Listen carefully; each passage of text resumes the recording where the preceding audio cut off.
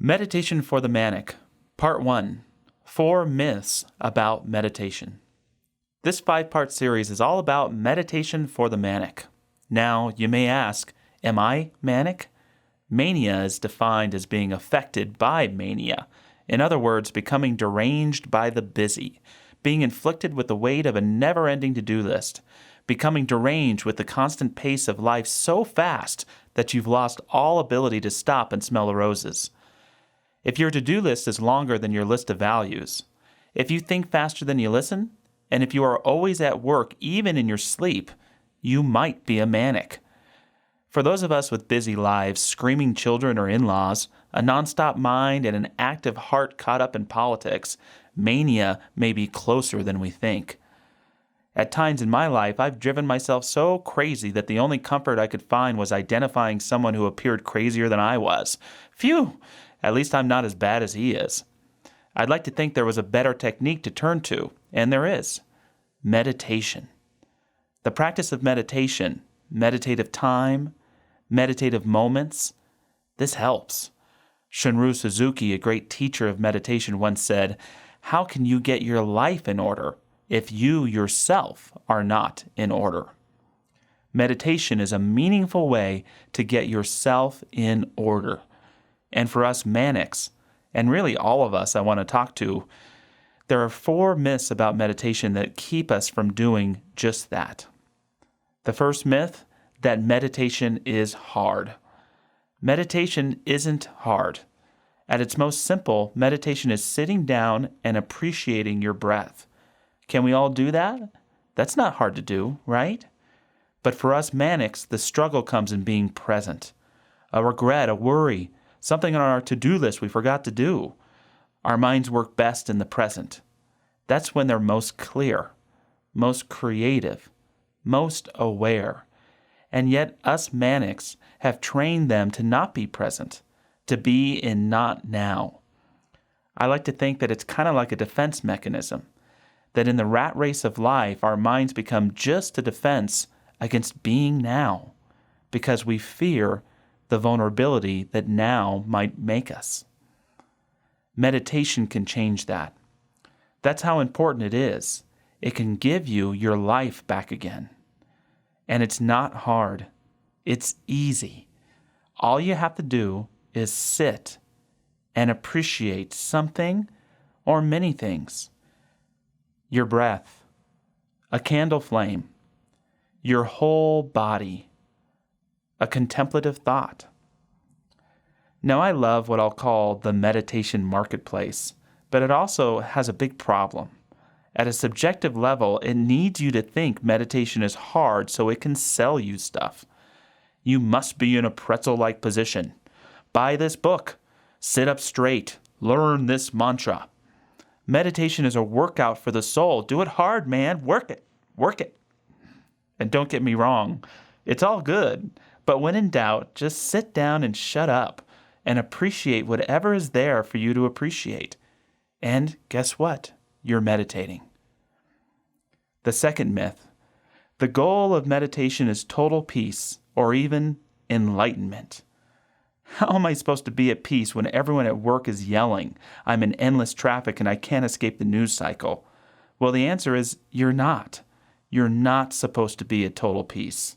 It's okay if you're not a candidate to be the next Dalai Lama. You don't have to be. But how about a little bit more peace? Dan Harris, that famous anchor from Nightline who wrote a fantastic book called 10% Happier, he goes on well to describe the activity of what he calls the inner narrator, which can often keep us from feeling at peace. He shares, to be clear, I'm not talking about hearing voices. I'm talking about the internal narrator, the most intimate part of our lives. The voice comes braying in as soon as we open our eyes in the morning and then heckles us all day long with an air horn. It's a fever swamp of urges, desires, and judgments. It's fixated on the past and the future, to the detriment of the here and now.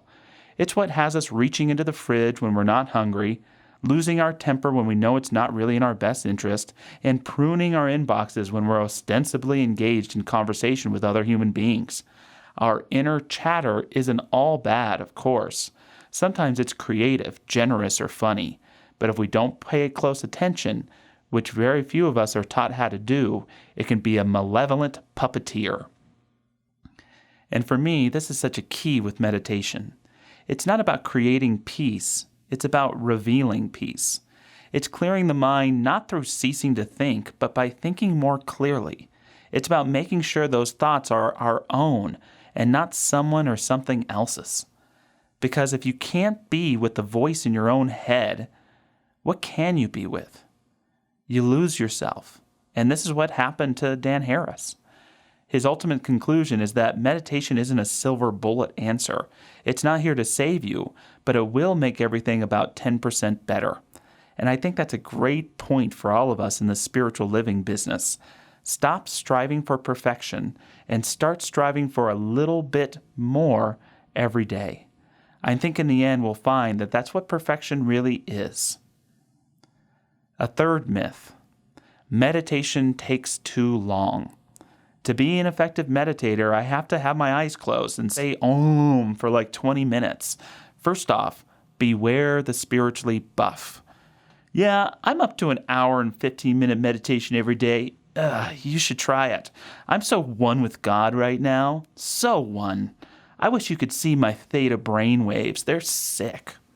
I have seen zero evidence that a longer meditation is better than a quality meditation. And obviously, quiet time is a luxury when you've got a to-do list burning a hole in your pocket or kids screaming and hanging around your neck. It's okay to be spiritually flabby. As your meditation for the Manic instructor, I'm telling you that a 5-minute meditation is more than enough. Just shoot for 3 to 5 minutes.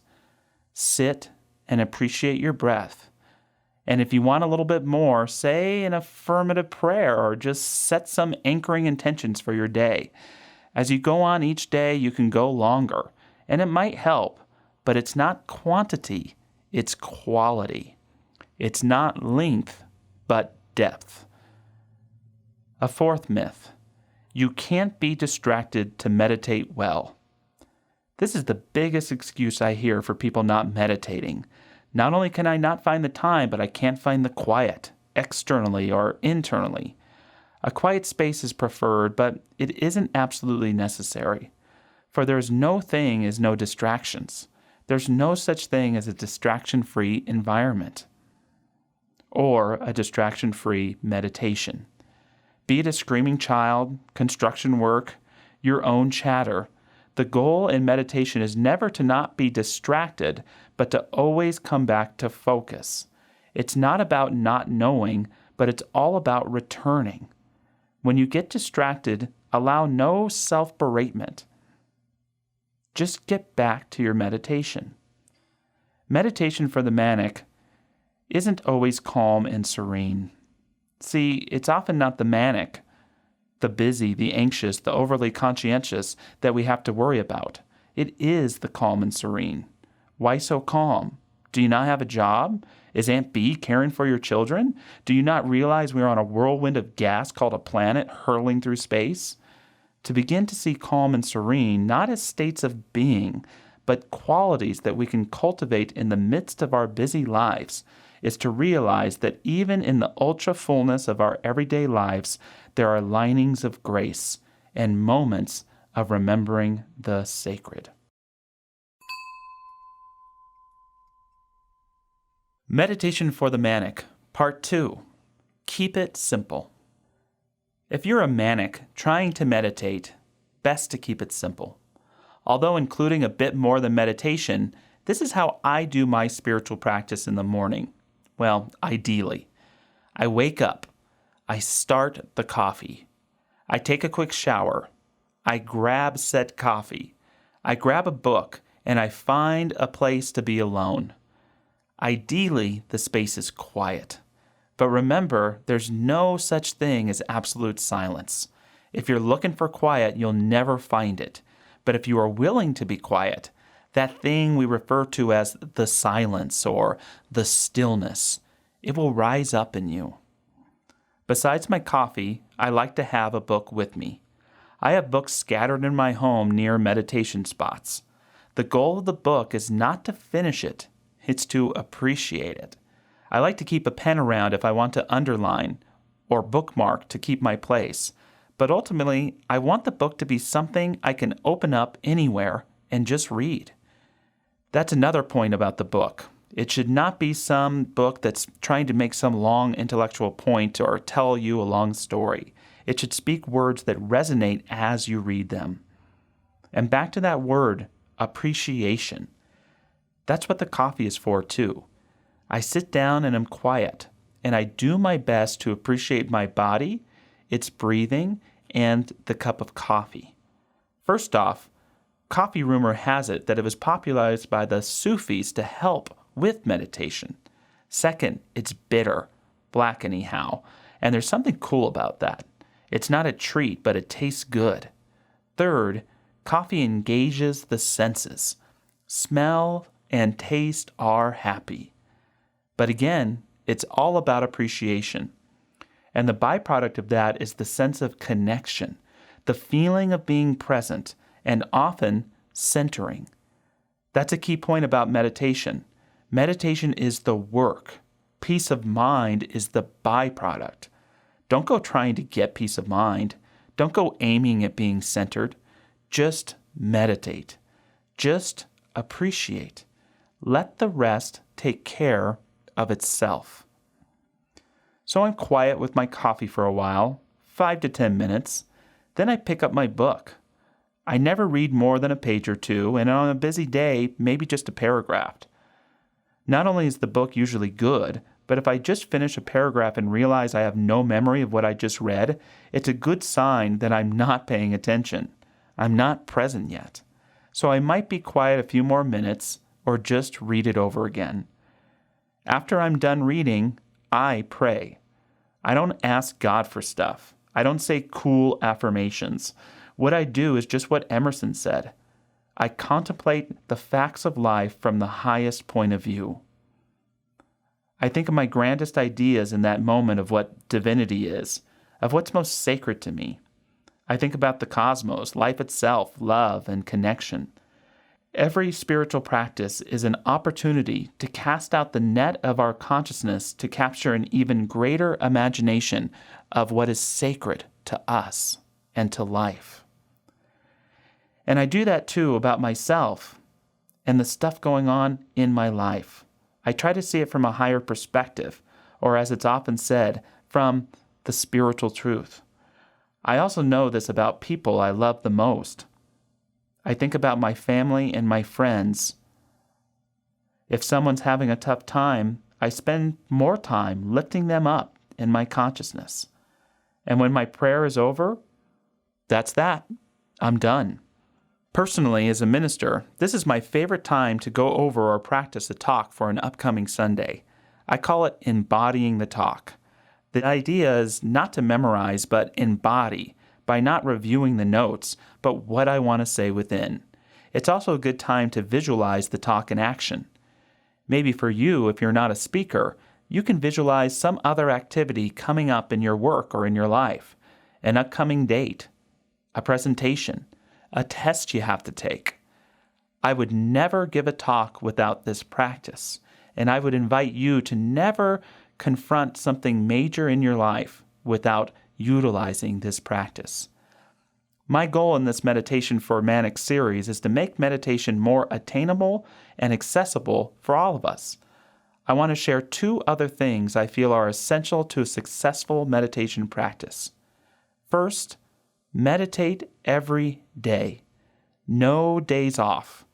Meditation is like brushing your teeth. Don't miss out on it. The key to getting the byproducts of meditation is constancy of practice.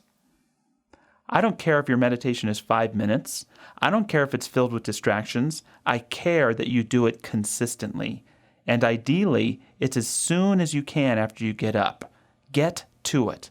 And if you have to do it at night or on a work break, just try to be consistent. And second, meditate to meditate. Let the gifts of meditation be the byproduct of meditating, and don't meditate trying to get the benefits. I love how Shunryu Suzuki taught this. He called it having no gaining idea. While you are continuing this practice, he shares, week after week, year after year, Your experience will become deeper and deeper, and your experience will cover everything you do in your everyday life. The most important thing is to forget all gaining ideas, all dualistic ideas. In other words, just practice zazen in a certain posture. Do not think about anything. Just remain on your cushion without expecting anything. Then eventually you will resume your own true nature. That is to say, your own true nature resumes itself. In my own life, meditation has given me myself, and I know it can give you yourself as well.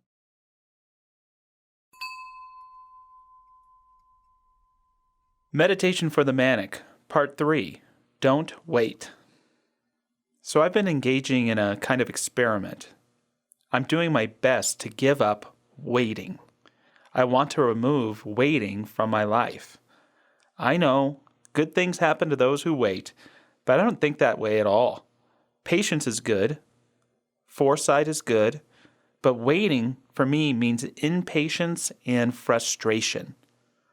I have some wonderful teachers in my life that have taught me that waiting is very much not my thing. One teacher is my son, who when I say, "Are you ready to go?" he says yes, but that doesn't really mean yes, and yet I believe him every time. I'm not sure why that is. Yes for him means, hold on while I put on my shoes, embark on an epic search for a chapstick, and while I'm at it, I'm going to go ahead and use the restroom one more time. The waiting drives me crazy. Waiting is a serious problem, and it brings out the worst in me. My wife is a great teacher for me about waiting as well. Now, she is quick to get ready, so I'm grateful, and I don't get too much, does this outfit make me look fat or whatever. My waiting for my wife comes especially when we're on vacation. I'm a doer on a trip. Let's go, go, go. And my wife, she likes to kick back. Let's relax, she'll say.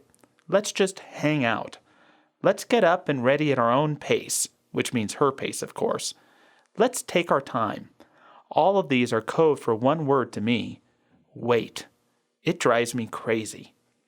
I know for me, waiting is just not going to work. I have to stop waiting.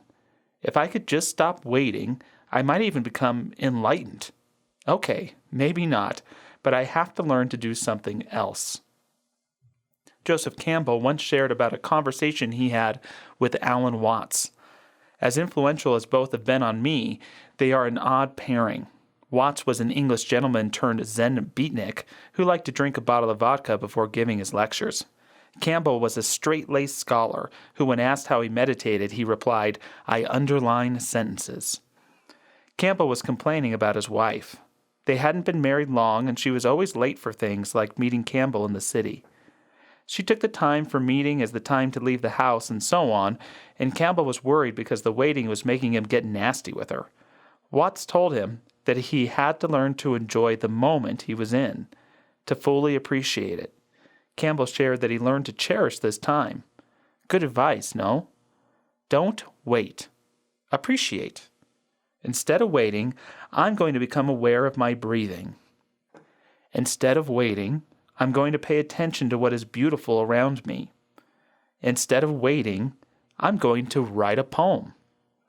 Instead of waiting, I'm going to make a list of things that I'm grateful for. And if none of that works, I'll just go look at Facebook or play a silly game on my phone. I have a friend named Dory who has a little dog. And every time Dory has to go somewhere that she can't take her dog, she has to let her dog out to do her business.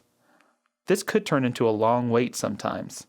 And depending on when she was supposed to be somewhere, this could create some worry, some stress, and yes, even some frustration. Dory knew she had to make a change, so she decided instead of waiting, she'd meditate. She just let her dog be and practice meditation for a while. And guess what? Her dog would not only poop, but seemingly faster. Now, I don't have a lot of statistical research on this, but it fits in with ancient Taoist principles that when you let go of control and worry about something, when you cease the tension, the dog poops. The wife shows up faster. The bus arrives. Don't wait, appreciate. Don't wait, meditate. Waiting never did nothing for no one. In fact, it only gets in the way. The Tao Te Ching asks us, can you remain unmoving till the right action arises by itself? The Master doesn't seek fulfillment. Not seeking, not expecting, she is present and can welcome all things. I have a center in my life, and it's authenticity and appreciation. When I'm not these things, I'm off center. If I'm not appreciating my life and if I'm not grateful, I'm missing something. I don't mean to say I have to be honky-dory all the time, because I have to be authentic, which means accepting of my feelings. I can be grateful and sad, grateful and angry, grateful and ungrateful. Get it? And if I'm not on center, I am in what I call defective experience. And it has two poles for me. One side is defined by boredom and mediocrity. That's when I think there's nothing here to add. Things are so blah and whatever. Ugh, I need a vacation. I'm never more disgusted with myself than when I fall into this mode. I mean, I live in America in the 21st century. I have books, an iPhone, video game console. I have friends, and McDonald's serves breakfast all day. And I'm bored and mediocre. It's not life, it's me. I'm waiting for either something to happen or in the belief that nothing will. But there's a way out. Don't wait, accentuate. Find an old book you love. Find something you haven't cooked that's just been sitting in the cupboard for a year and a half. Walk. Do nothing with dedication and with awe. The other pole I swing to is a pole of frustration and judgment. One pole is really passive and all woe is me. The other is really aggressive and woe is you. I'm in line at the pharmacy, and everyone is in there, and they're all lost and confused but me. They can't even stand in a straight line, and I'm not getting what I want. I don't have any control, and I get so angry. I get like this at home sometimes too, especially if I'm not taking time out to appreciate and just be. Taking that me time to re-energize and rest. I start taking it out on my family. I start blaming them. I start creating stories when I should just take a damn walk. I love what the great Douglas Adams said. When you blame others, you give up your power to change. Frustration and judgment are symptoms of defective experience. I'm waiting in the belief that I have no control when I really just won't admit I've given it to others and am now having a pity party about it. But there's a way out. To give your power back to yourself. Don't wait, appreciate. Don't wait for your good, appreciate the good that is now. Don't wait to love, practice love now. Don't wait with fear of God, but have awe for God and your life now. Don't wait to be happy. Don't wait to be grateful. Life is not for waiting. It is for living.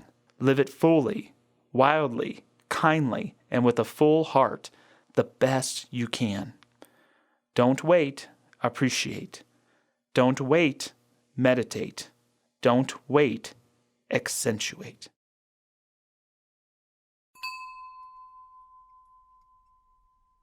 Meditation for the Manic, Part 4. Mindfulness for Success. An essential purpose of meditation is to cultivate an inner life. The contemplative Thomas Merton said, "When we live superficially, when we are always outside ourselves, never quite with ourselves, always divided and pulled in many directions by conflicting plans and projects, we find ourselves doing many things that we do not really want to do, saying things we do not really mean, needing things we do not really need, exhausting ourselves for what we secretly realize to be worthless and without meaning in our lives." Our goal is to become aware of inner life within us. Some call it the unconscious or subjective side of ourselves, but mystics, including Jesus, have taught that we can also discover our connection with a holy presence within ourselves.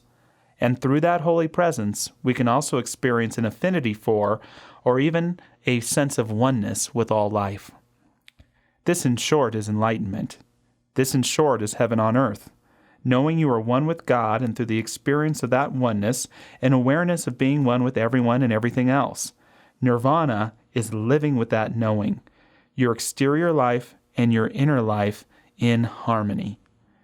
Enlightenment does not mean you have some sort of spiritual superpower. I'm one with God, now I'm going to go kick some ass. No, it's nothing complicated. Enlightenment means keeping it simple. Remember, the goal is not to become one with God, but to patiently awaken to the fact that you already are, to create the space, the openness, the vulnerability, the transparency, the intimacy within yourself to allow God to awaken in you. Thus, living a meditative life, our first goal is awareness, just to be mindful. This is the first level of mindfulness, awareness. Take a few minutes in the morning. Close your eyes, feel your breath, appreciate the moment. Like a train changing tracks, your thoughts will turn inward. Move from defensive to receptive, from projected to reflective. There you are, your inner life. This is the secret of meditation and mindfulness. It's not about the time and silence, it's what you do with it after. The real meditation is your ability to maintain a sense of inner life into and throughout your day. Close your eyes and think about a moment in which you were most proud. A time when you remembered your relationship with the sacred. Now, how long can you carry the essence of this knowing, of this moment, with you? That's what meditation is like. Instead of living superficially, our life controlled by the exterior of schedules, media, traffic signals, and unconscious mood swings, we are sincere. We have basic awareness. We have ownership over our own composure. And do you know what I mean by that? Self-awareness, active self-awareness. It helps you to be an individual in your life instead of just a victim of it. This is one of the great ways you can use mindfulness for success in your life. You can approach normal things and bring sincerity to them. Awareness, creativity, even joy.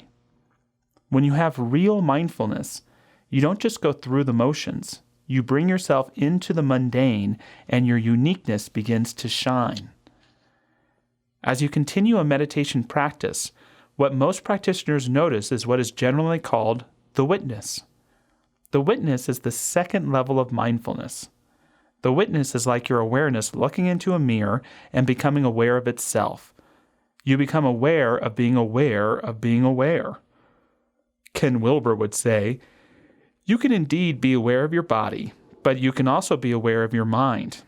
You can right now notice all the thoughts and ideas and images floating in the front of the mind's inward eye.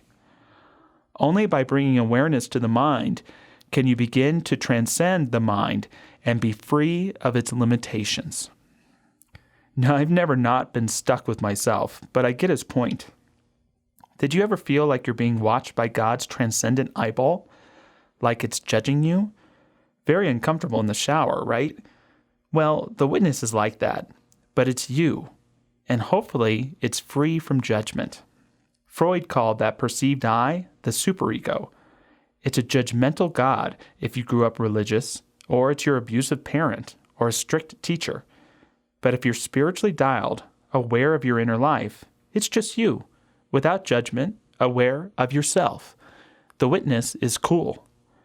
Now, pragmatically, this may sound woo-woo, but it's changed my life. Because I can be angry and also behold myself being angry from a part of me that's not. I can be frightened, worried, sad, but from a place that is more than that. I can be confused and clear as a bell that I'm confused. This is the key to possessing your issues instead of having your issues possess you. This helps at work. It helps with your spouse and with your parents and with your kids. The danger of the witness is when you forget to be what you're witnessing. Some people, they get so set and comfortable in observing life that they forget to live it. Don't be one of those people. They're not as annoying as the thought police, but they're just as nauseating. The other danger of the witness is that you have to take responsibility for your own behavior. You can no longer claim to have not been yourself. No, I was not myself. No, I don't know what I was thinking.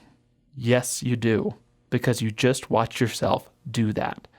Now, there's yet another level I have found through meditation and mindfulness practice. I think I'd call it knowingness. In short, it's when the witness isn't just aware, but it's aware with the knowing of a higher truth. Mindfulness can be aware of sadness, but the knowingness can hold a place of gratitude. You can be aware of anger, but also of an immense love. You can be aware of fear, but also deep trust. Mindfulness can be aware of sadness, but the knowingness can hold a place of gratitude. I am so grateful that there seems to be a part of me that is always in touch with a greater truth. It is often not the all of me, but that it's even a part of me is a big deal sometimes. Our bodies are very important, but I like to think we just have lots of bodies, just like many spiritual traditions teach. A body of form that desires health and food and survival, an emotional body that desires safety and peace, an intellectual body that desires to know and understand, and a spiritual body that seeks to express the divine in all that we do, that seeks to be blessed and a blessing in this world. For me, you need all of the bodies, but I'm so grateful to have the spiritual one. When I'm in fear about a meeting or what's going to happen next, that's a time for me to be aware of that body that's in gratitude always, that is always ready to express the spirit of itself. A better definition of mindfulness for me would not be an awareness of what you're doing, but of who you're being in what you're doing. When you're in a problem, the question, what am I to do, is not always the best question. The better question is often, who am I called to become? It's who you become that becomes more the creative factor than what you choose to do. That's mindfulness for success. From awareness to witness to knowingness, and finally to being fully who you are, wholly and entirely in your life.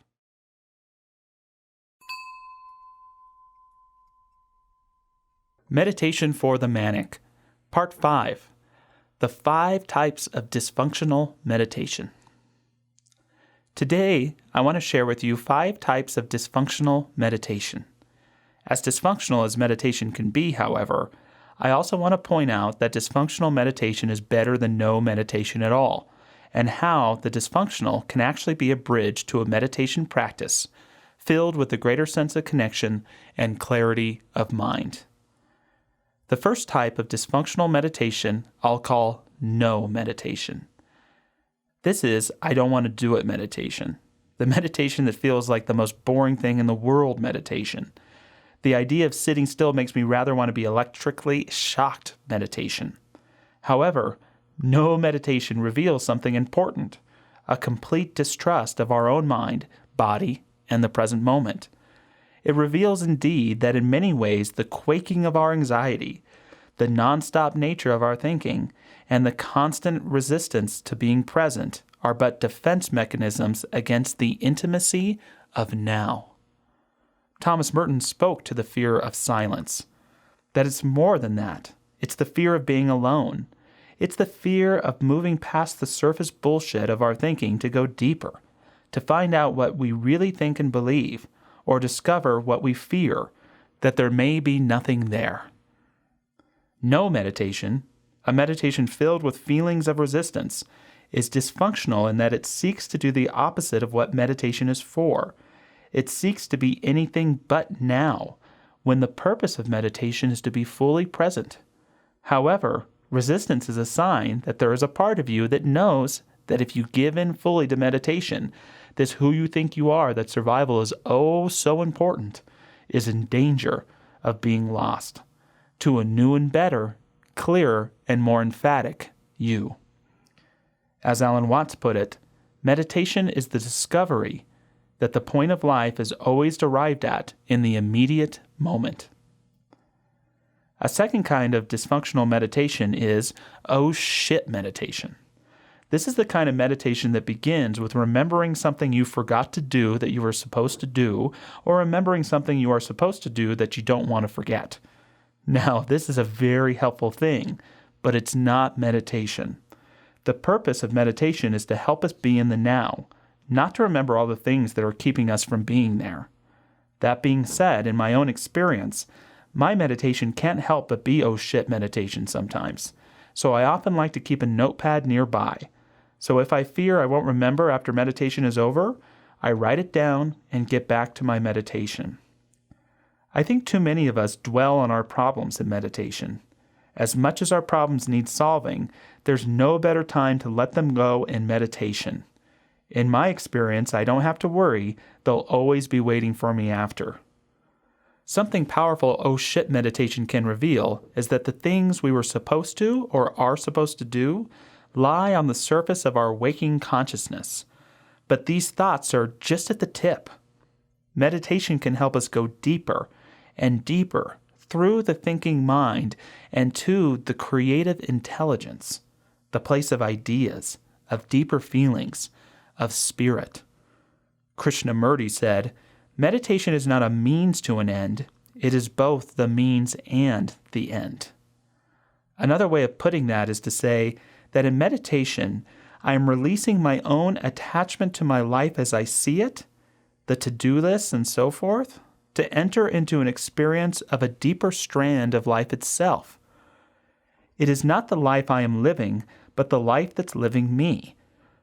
To be with this life is meditation, and the byproduct is to bring the power of this life into everyday activities, not the other way around. A third kind of dysfunctional meditation we might call escape meditation. Any activity we do can be used to awaken or escape. Awaken more mindfully to what is here and now, or numb us out, not to be present, and to pretend not to be at all. That's why an activity that can be good for one could be not so good for someone else. This is also true of meditation. Escape meditation actually uses meditation to not be present, to daydream, to worry about stuff, to try and turn off. I find it kind of misleading when I hear people say that the goal of meditation is to still the mind or to stop thinking. Krishnamurti also spoke about the difference between thought and intelligence. Thought is one form of intelligence, but in meditation we are trying to move past putting intelligence into language and to just experience intelligence itself, that creative mind. When we are trying to escape, we are trying to rest in a thought of illusion, in what's not real. When back that very thought, there is something very real, intelligence itself, that when we tap into it in meditation, it can help us realize greater creativity, connection, mindfulness, and growth. Don't stop your mind. Unleash your mind. Don't stop thinking. Think clearly. Don't stop existing. Start being more truly you. Charlotte Joko Beck said, Zen practice isn't about a special place or a special piece, or something other than being with our life just as it is. It's one of the hardest things for people to get, that my very difficulties in this very moment are the perfection. When we are attached to the way we think we should be or the way we think anyone else should be, we can have very little appreciation of life as it is. Whether or not we commit physical suicide, if our attachment to our dream remains unquestioned and untouched, we are killing ourselves because our true life goes by almost unnoticed. Then there is blame meditation, which I guess we could call FU meditation. Blame meditation is where you sit down and meditate and stew about how you cannot meditate in peace because of someone or something getting in your way. Help, my meditation's been hacked. And so in blame meditation, you stew and stew until you get close to blowing up. It doesn't hurt anyone else but you. And that can be the revealing part of blame meditation. Blaming others takes away your own ability to give yourself peace of mind. When your peace of mind belongs to someone else, you're in deep trouble. When it is possessed by the construction going on next door, or the person who hasn't gotten back to you, or how humid it is outside, you've lost conscious choice. It is then that meditation can become again about getting back to clarity, to present, to peace of mind. In this way, meditation is an opportunity to step out of the life of being a victim to someone else's behavior, conscious or unconscious, and back into anchoring yourself into a creative and assertive way of life. Meditation in this sense is a natural form of forgiveness. The last kind of dysfunctional meditation I'm going to call I'm all that meditation. This is the meditation that you use to make yourself feel spiritual. See, you shouldn't have to act spiritual. So this kind of inauthentic high and mighty meditation can separate you from your sincerity and inflate you in false images. This is the meditation of the person who thinks meditating longer or harder is going to produce greater results. Meditation is not about length, but depth. Not about how hard or good you are at it, but how dedicated and present you are, even when you're feeling like a mess. If your meditation is an attempt to make you someone you are not already now, it's lost. The byproduct of daily meditation is to make you more what you are already. What's your image of a holy person? What's your idea of enlightenment? What does living a perfect spiritual life look like to you? Now, ponder the possibility that those very images are the very thing that keep you from your own holiness, from being spiritual. Holiness is self-acceptance. Enlightenment is awareness coupled with compassion. A spiritual life is your life today. Are you living it or hoping for an altered state? Edward Viljoen said, "Sitting in quietness without a fixed agenda is a way of encouraging ourselves to take in the imperfections of life with a little more gentleness, less embarrassment, shame, or self-criticism." I don't know about you, but that sounds like a fine idea to me.